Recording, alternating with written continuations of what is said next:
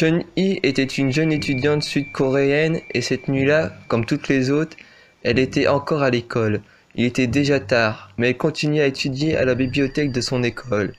Accompagnée par un petit groupe d'autres élèves de sa classe, les seules lumières allumées étaient celles de la bibliothèque.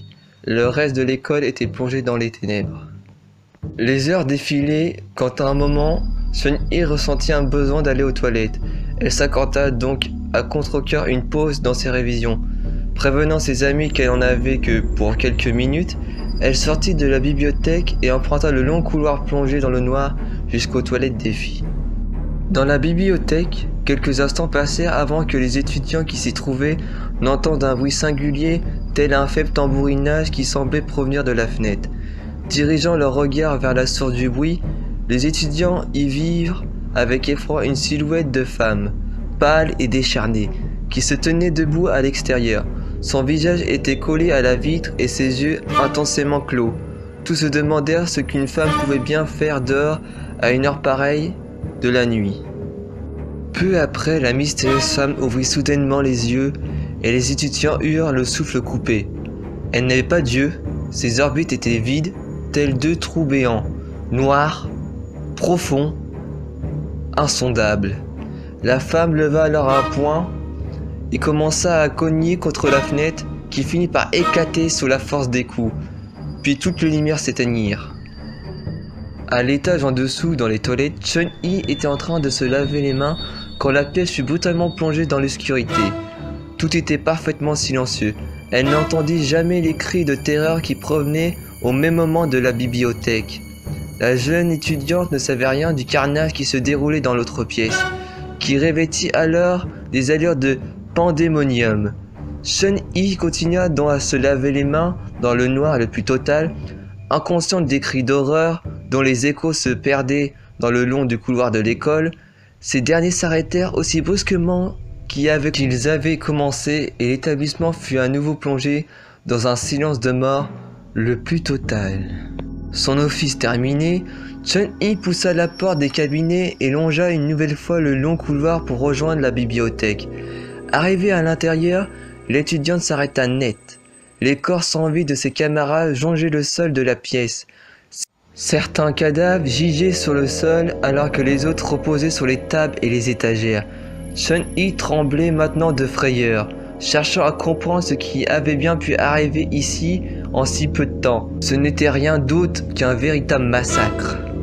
À ce moment précis, l'étudiante entendit résonner des pas dans le couloir qu'elle venait d'emprunter.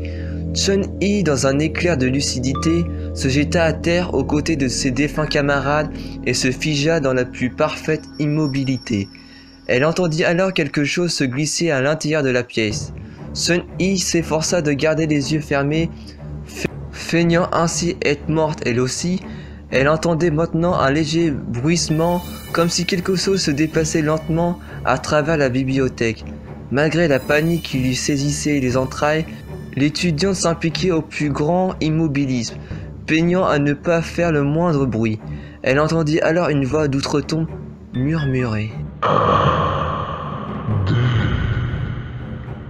1, 2, 1, 2. La curiosité prit le dessus sur la peur de Chun-Hee, et cette dernière entr'ouvrit les yeux avec précaution, juste assez pour pouvoir jeter un coup d'œil furtif. Elle vit alors, au milieu de la pièce, une femme d'une pâleur extrême, dotée d'une aura fantomatique, toute de blanc vêtue.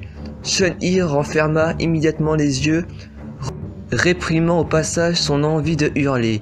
Elle entendait clairement le fantôme ramper dans la pièce, allant de corps en corps et murmurant inlassablement entre deux inspirations.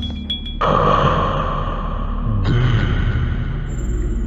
1, 2, 1, 2. Chun-Hee continuait de fermer ses yeux si fort que des crampes commencèrent à lui faire mal aux muscles de son visage.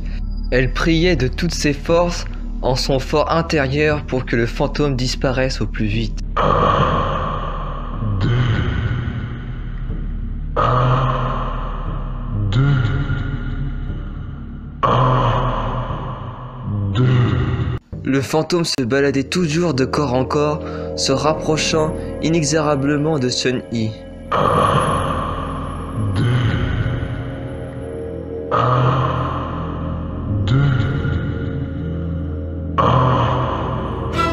2. La distance entre la jeune étudiante encore en vie et le spectre se réduisait comme peau de chagrin.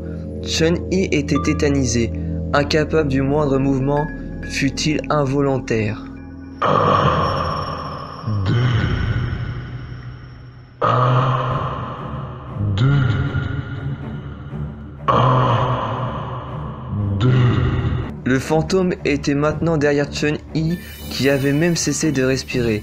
Puis le murmure lancinant s'arrêta brusquement. L'étudiante était toujours immobile, ses oreilles attentives aux plus petits bruits qu'elle pouvait entendre, mais seul un lourd silence pesait maintenant dans l'atmosphère. La bibliothèque était suspicieusement calme. Chun-Yi laissa s'écouler de longues minutes, guettant le moindre bruit, mais plus rien ne se fit entendre. Soulagée, elle en conclut donc que le fantôme était parti. Elle ouvrit lentement les yeux. Le fantôme était juste devant elle, accroupi, la fixant intensément de ses orbites vides, pointant un doigt squelettique sur le visage décomposé de l'étudiante. 1,